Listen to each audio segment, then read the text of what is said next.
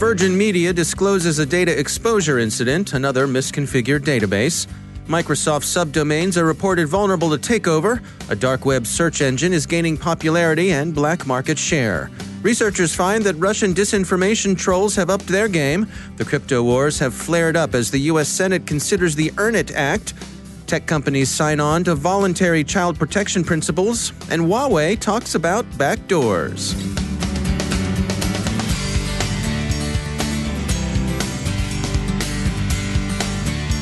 And now, a word from our sponsor, ExtraHop, securing modern business with network detection and response. Cloud native is a buzzword, but it's also a direction. IDC predicts that 70% of enterprise applications will be developed cloud native by 2021. It's time for security teams to adopt the same agility and speed as their DevOps counterparts, so they can secure multi-cloud deployments and enterprise IoT at scale. ExtraHop helps organizations like Home Depot and Wizards of the Coast detect threats inside their hybrid and cloud environments, up to 95% faster and respond 60% more efficiently. Investigate an attack with ExtraHop in the full product demo of cloud-native network detection and response, available online at extrahop.com/cyber. That's extrahop.com/cyber. And we thank ExtraHop for sponsoring our show.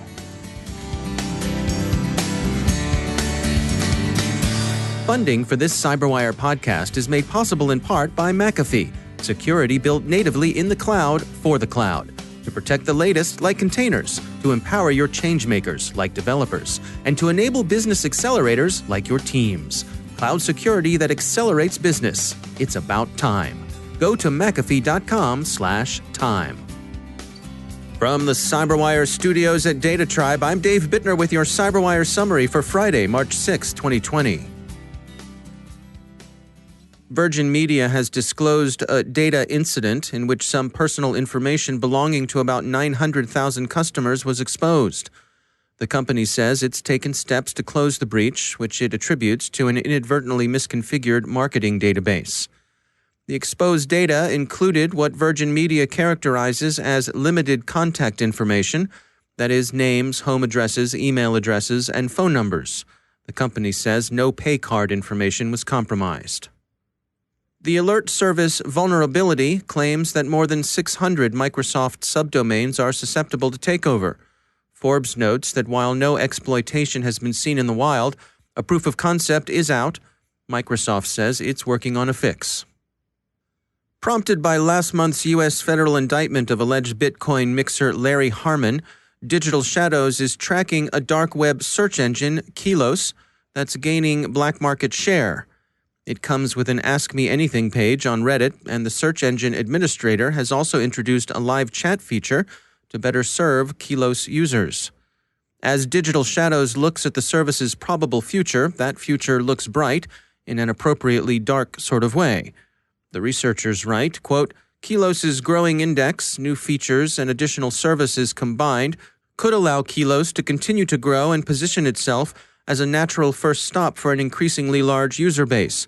Whether it's to find and purchase illicit products, search for specific vendors, look for reviews, or stay up to date on current news and updates on markets and forums. Super Tuesday may have gone off without much incident, but a recently released study by New York University's Brennan Center for Justice thinks the U.S. ought not relax its guard.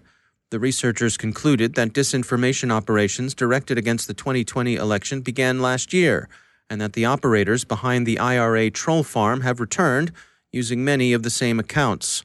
The study finds that the trolls have gotten better at impersonating candidates and parties and are prepared to go beyond the simple amplification tactics seen so far.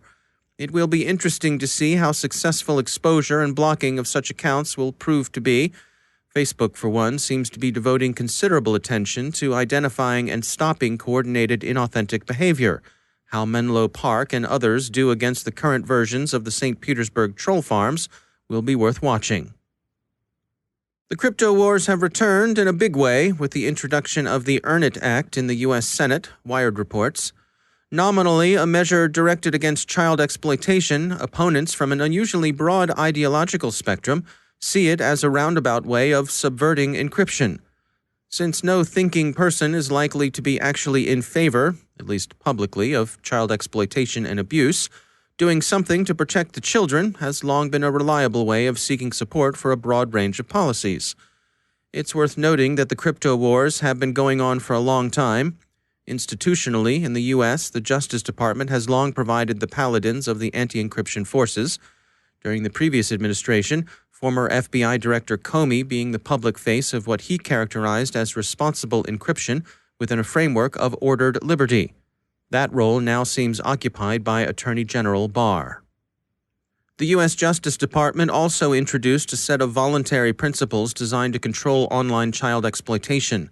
Computing says that Facebook, Google, and a number of other tech firms have signed on. There are 11 principles in total. They aim at getting companies to commit to preventing both known and new abuse from appearing on their services, to suppress advertising for such material, to report abusers, and to craft terms of service in such a manner as to exclude child exploitation. They'll particularly target live streaming, and they'll commit to finding better ways of protecting children online. They'll seek to limit the extent to which search engines throw up exploitative results, and of course, the companies are asked to commit to cooperation and regular transparent reporting. The document suggests it has ministerial approval in all 5 of the I's. It will be interesting to see what the Earn It Act would do for child safety beyond what conscientious adoption of the voluntary principles would, possibly more reliable evidence gathering in criminal cases, but that alone seems unlikely to make Earn It any friends on the other side of the crypto wars. And finally, Huawei continues its charm offensive with a too earnest to be slick video in its Twitter feed that offers a sparkling little cadenza on what counts as a backdoor. Some backdoors, it says, are good, like those used for lawful interception of traffic, and there's no real cause to be concerned about these because they're used only by duly constituted authority for narrowly defined purposes. That, of course, is a conceptual backdoor big enough to drive a busload of Shenzhen operators through, so few commentators seem to have been reassured. Does Huawei have a point about backdoors? Well, sure, but as so often happens, the trees in this particular forest have stories that the forest itself knows not.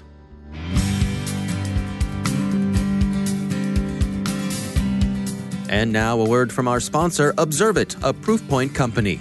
The greatest threat to businesses today isn't the outsider trying to get in. It's the people you trust, the ones who already have the keys, your employees, contractors, and privileged users. 60% of online attacks are carried out by insiders. To stop these insider threats, you need to see what users are doing before an incident occurs. Observit enables security teams to detect risky user activity, investigate incidents in minutes, and effectively respond. With Observit, you'll know the whole story. Get your free trial at observit.com/cyberwire. That's observit.com/cyberwire. And we thank Observit for sponsoring our show.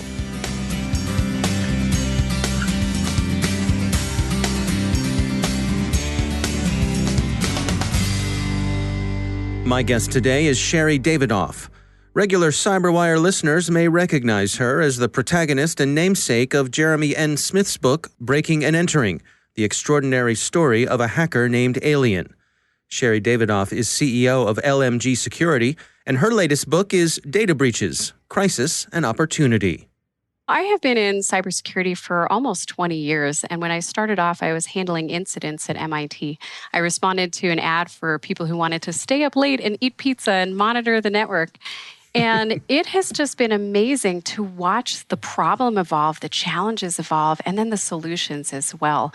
Back when HIPAA first came out, when it was first enforced in 2005, I was tasked with creating the first incident response policies for the Children's Hospital in Boston and working with other local hospitals to coordinate. So having watched the laws evolve and watched the response processes evolve has been fascinating. And I wanted to take the time to tell those stories, the really deep and fascinating stories about where data breaches came from and what the human dramas are behind them. Yeah, the book really has a lot of breadth to it. You cover a lot of ground throughout. One of the things that caught my eye is this notion that you present that data is the new oil. I found that particularly interesting. Can you describe to us, what are you going for with that? Sure. I wanted to find out, where did data breaches come from? As an author, you want to start from the beginning. What was the first data breach? And I managed to nail down when the term data breaches came out, and I'll leave that to you to guess. But even before that, the concept of data breaches had happened. And I went back to the 80s, and I found this giant data breach that had likely a giant data breach that had happened in the 80s. I managed to get some FBI files on that. So that newly released information is in the book. And that was with a subsidiary of Dun & Bradstreet. And at the time, Dun & Bradstreet was really excited about information. They said information is the new oil. And at that same time, the Exxon Valdez spill happened. And I think that was very poignant, just the fact that those were happening at the same time. And these days, we don't, as a society, really know how to contain information, how to control information. It's like automobile repair shops 50 years ago where they were just tossing oil and gas willy-nilly all over the place. The same is true with data. So we're in the early days of information management still. Well, in addition to all of the really fascinating history that you lay out here in the book, there's a lot of forward-looking stuff as well. I mean, you're looking ahead at some of the potential threats for this coming year and beyond. Can we go through some of those together? What's on your radar as we look to the future? Well, we're seeing three big threats for the year 2020. Number one, cloud breaches have been huge. And that's the last chapter of the book because I felt it was very forward-facing. Cloud data breaches build on a lot of the supply chain risks that we see. And Capital One is a great example where there was a simple misconfiguration in Amazon. And you're seeing our society wrestle with these questions about who is responsible. Is it the cloud provider? Is it the customer? There are certainly tools that cloud providers can give you that make it easier or harder to secure your data depending on the interface. And so cloud providers certainly share in that responsibility as well. As responders, we find it very challenging to respond to cloud data breaches. There's a lot of ins and outs, and I've laid out a lot of those, a lot of the best practices in my book about what to do if you have a cloud data breach and what are best practices. But there's a lot of ethical questions. Cloud providers are not always forthcoming with the data. Sometimes the data that you want to be able to determine what an attacker got and what they didn't get, sometimes that's not even there in the cloud. So we're really wrestling with these challenges as an industry. What other topics are you tracking? Well, we've seen some big changes in ransomware. Over the past few years, ransomware has become an epidemic. And traditionally, ransomers come in, they lock up your files, and they say, okay, pay us, and we'll give you the keys back. While it is true that if they have access to your files, they might also have stolen them, a lot of times they don't actually steal your files. They don't actually take anything. They're simply interested in locking up your files and holding you for ransom. They don't bother exporting information from your systems. So that is sort of, I guess, a silver lining or some good news for anybody who's a victim of ransomware. Because if you pay and if you decrypt your data, there's a good chance that they didn't actually take anything. And you can do a forensic investigation to try to rule that out. What we're seeing now is multiple groups that are engaged in large-scale ransomware attacks that has shifted to a different type of extortion. So we saw this, for example, with the city of Pensacola, with the company CyberWire. CyberWire is a manufacturing company, and they were being held ransom for $6 million. So they said they weren't going to pay that. Presumably, they had good backups. Hopefully, they were able to recover their data. It did cause some outages, but the criminals, once they understood they weren't going to get their money, they published their data. They started publishing it online. And this has become their new business model for the Maze Group that holds people for ransom, where if you don't pay to unlock your data, they will publish it. So that's what we call exposure extortion. There are different types of cyber extortion. If you're being held hostage and you're just trying to recover your data back, if the availability is gone, that's a situation where you may or may not want to pay the ransom. You can wrestle with that question. But if you're being held hostage and someone is threatening you and saying, we're going to release your data unless you pay to keep us quiet, in my mind, and industry best practice, you should never pay that ransom. Because what is that to stop them from coming back to you in 6 months and saying, hey, pay us again, we actually still have your data? As you were going through and doing the research for the book and you were putting it together, were there any particular things that surprised you, any information that you came upon that really stood out for you as perhaps being different than what you expected it to be? Absolutely. Every data breach I dug into had a deep story behind it. And my goal was to boil that down and to learn from it to provide these practical tips for today's responders. I think every organization needs to have a data breach response plan. So some of the key points that I found are, number one, every crisis is an opportunity. And it's important to remember that a data breach is a crisis. Back when you and I first started geeking out back in the day, when someone hacked into a system, that was not considered a data breach. The term data breach didn't even come out until later. And remember, you still have to guess when the term data breaches came out. But when I first started at MIT, and Blaster was coming out, Slammer was coming out, all these big viruses, we just cleaned them off of people's computers and moved on as soon as we had those back up and running. And it was only over time that people started to realize, oh, that information could be stolen. So we used to have, the national government came out with a response framework, the NIST incident response lifecycle, and that was really helpful back then. But it's clear that today, data breaches touch every aspect of your organization. Every single part of an organization can be touched when Equifax happens, when Capital One happens, whenever any of these mega breaches happens. Even small businesses can go out of business because of a data breach. So we need to start treating them in different ways. And that was my big fundamental finding, that data breaches need to be moved out of the IT department and treated as a crisis. And you have to include them in your crisis management planning systems. Every crisis is an opportunity to learn, to grow, and to change. That's Sherri Davidoff from LMG Security. Her book is Data Breaches, Crisis and Opportunity. And now a word from our sponsor, Black Cloak. Oh, come on. It's not like anybody actually needs this anymore. I mean, executives and their personal lives, they're doing great. They all have advanced malware detection on all their devices. They're using dual-factor authentication everywhere. Their home networks are rock-solid secure, and they never, ever use a weak password. As for their families, little Luke and Leia and their significant other, well, they're pillars in the cybersecurity community. Right? You're right. I was dreaming there for a minute. The fact is, executives and their families are targets, and at home, they have no cybersecurity team to back them up. Instead of hacking the company with millions of dollars worth of cyber controls, hackers have turned their attention to the executive's home network and devices which have little to no protection. Black Cloak closes this gap in your company's protection. With their unique solution, the cybersecurity professionals of Black Cloak are able to protect your executives and their families from hacking, financial loss, and private exposure. Mitigate these risks that could lead to a corporate data breach or reputational loss. Protect your company by protecting your executives. To learn more and partner with Black Cloak, visit blackcloak.io. That's blackcloak.io. And we thank Black Cloak for sponsoring our show. And I'm pleased to be joined by Tom Etheridge. He is the VP of Services at Crowdstrike. Tom, it's great to have you on the show. We wanted to touch today on the notion of empowering business leaders to manage their cyber risk. What can you share with us today? Thanks, Dave. Great to be back. One of the things that we talk to our customers and prospects about, as well as C-suite executives that we address from a services perspective, is the fact that cybersecurity is one of the top 5 risks that most businesses face. However, it's one of the least understood from an executive or a board level perspective.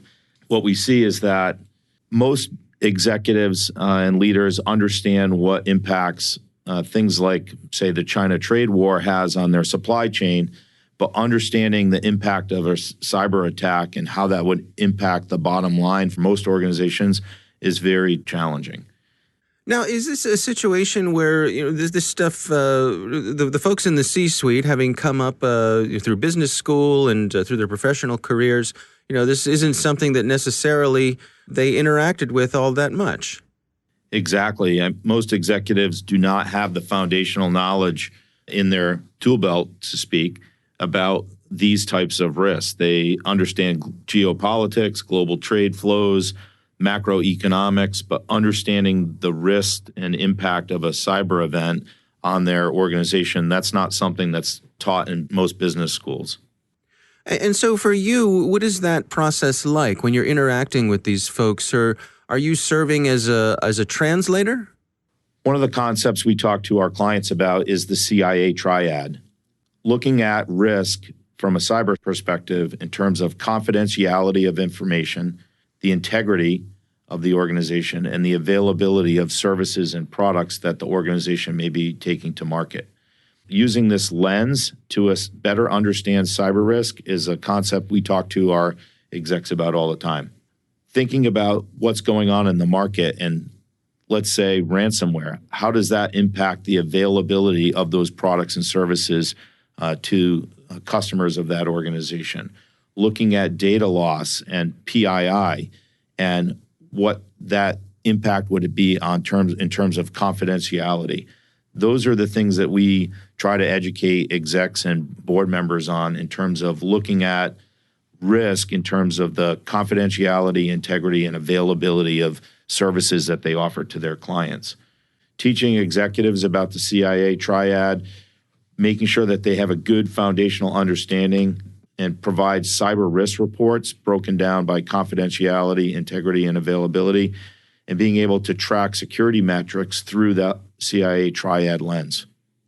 Now, are we at the point now where this is a conversation that is welcome from the board members? I mean, the understanding is that this is part of the day-to-day operations? I think most boards are starting to get on board with the concept that cyber risk is certainly one of the top 5 risks that organizations face.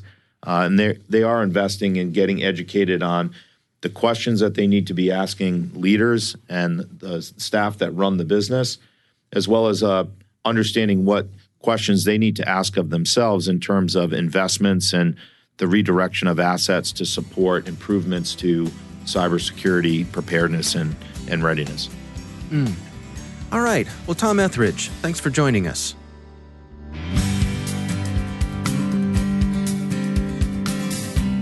And that's the CyberWire. For links to all of today's stories, check out our daily briefing at thecyberwire.com. And for professionals and cybersecurity leaders who want to stay abreast of this rapidly evolving field, sign up for CyberWire Pro. It will save you time and keep you informed. Look for us on your Alexa smart speaker, too. Thanks to all of our sponsors for making the CyberWire possible, especially our supporting sponsor, Observit, a Proofpoint company and the leading insider threat management platform. Learn more at observit.com. The CyberWire podcast is proudly produced in Maryland out of the startup studios of Data Tribe, where they're co-building the next generation of cybersecurity teams and technologies. Our amazing CyberWire team is Peru Prakash, Stefan Vaziri, Kelsey Bond, Tim Nodar, Joe Kerrigan, Harold Terrio, Ben Yellen, Nick Valecki, Gina Johnson, Bennett Moe, Chris Russell, John Petrick, Jennifer Iben, Elliot Peltzman, Rick Howard, Peter Kilpie, and I'm Dave Bittner. Thanks for listening. We'll see you back here next week.